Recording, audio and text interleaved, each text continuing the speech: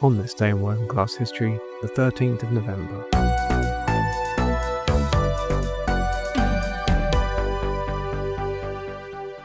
Content note: this episode contains mention of suicide.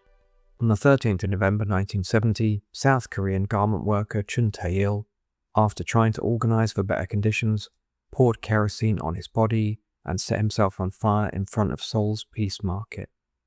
Jeon and other garment workers, mostly women and girls aged 14 to 24, worked up to 16 hours a day with very low pay and only 1 or 2 days off work per month.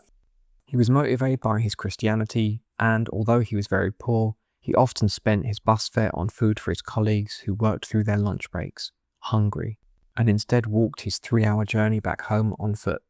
Sometimes on the way, he would be caught by military curfews and have to spend the night sleeping at a police station. But he came to realize that individual acts of generosity like this weren't enough. Seeing the extreme suffering of those he worked with, he made a resolution to himself. Quote, "In this horrible world where human beings are stripped of all that is human, I will never compromise with any iniquity.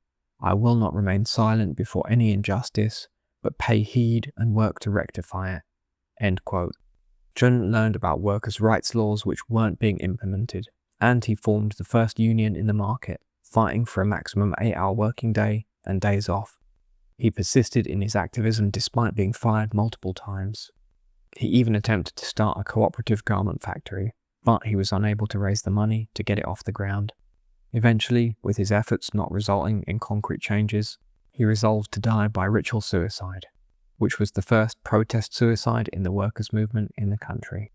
After his death, his mother, Iso-sun, dedicated her life to continuing his work, organizing amongst mostly women garment workers under the brutal US-backed military dictatorship.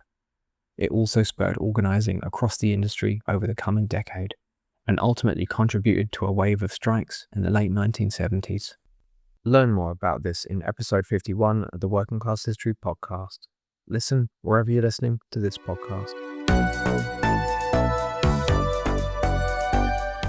For sources, maps, and all of our anniversaries each day, check out the On This Day section of our Stories app at stories.workingclasshistory.com.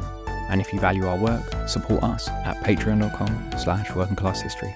Links in the show notes. Theme music by Ricardo Area. See you tomorrow.